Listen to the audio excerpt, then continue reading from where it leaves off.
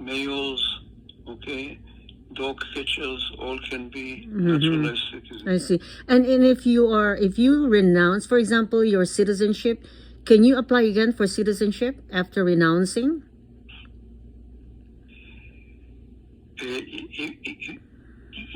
You cannot renounce your citizenship while you are in the U.S. You have to do it from outside the U.S. Only when you are outside the U.S.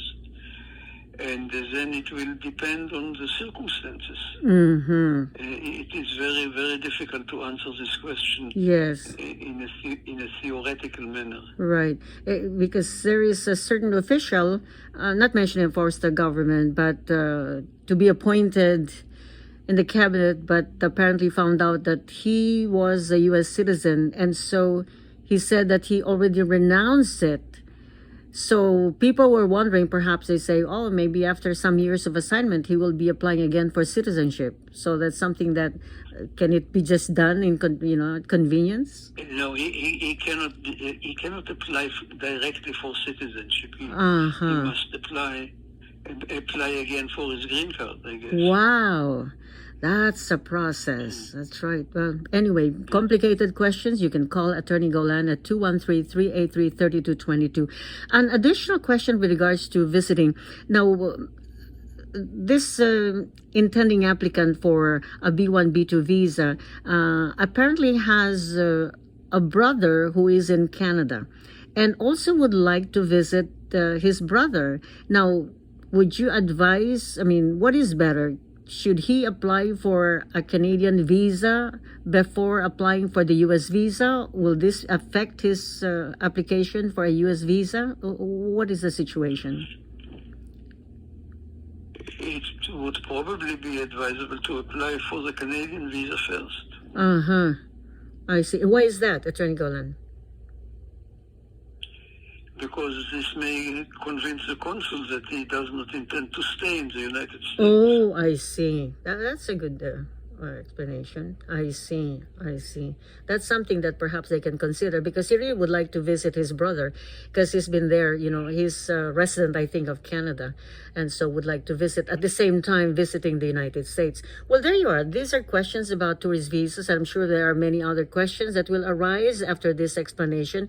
Now, Attorney Golan, have there been any earth-shaking news on immigration these past few days? Yes, there's always some earth-shaking news. Sometimes they are not very useful. Sometimes they are very good news, very useful. Okay? Yes. This week or a week ago, there was announced a new procedure that the Immigration Service is beginning.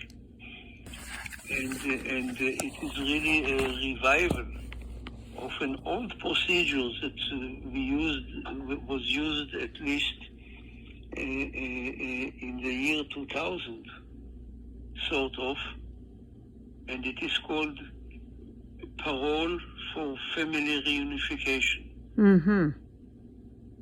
Family reunification parole. And under this new announcement that was announced a few days ago, the people in 4 countries, in Colombia, El Salvador, Guatemala, and Honduras, if they are beneficiaries of an I-130 family petition, and because of the quota, they have to wait a year or 2 or 10 to get their immigrant visas. If they are the beneficiaries of such an I-130 family-based petition, they are able to obtain a parole visa to come to the United States immediately and wait in the U.S. and be employed in the U.S. until the quota enables them to get their immigrant visa inside the U.S. Wow. Okay.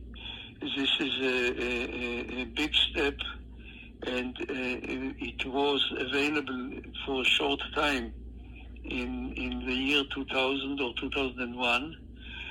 under what was known then as a Life Act, okay, but with some differences. At that time, it was available for beneficiaries of family petitions of all countries, doesn't matter what country, of any country. This time it is available only for people, such beneficiaries, only people from those 4 countries which I mentioned, Colombia, El Salvador, Guatemala, and Honduras. If you know geography, those 4 countries are in Central America, not far from the U.S. border, and the purpose really is to eliminate their need or desire to come illegally to the United States. They are effectively being told, here you have a legal way to come to the United States, stay at home, don't rush to the U.S. border. And the second difference, this is why it is not available for people from the Philippines, okay? Because they don't threaten the U.S. border. I see. A second difference between this and what was available 20 years ago is that at that time, the application for a parole visa to come to the U.S. could be initiated by the beneficiary of a family petition. This time, at least procedurally, the beneficiary cannot initiate the procedure.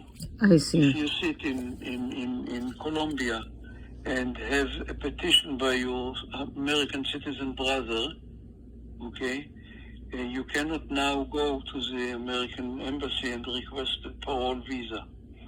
You have to wait until the U.S. Department of State calls you to come and make such an application.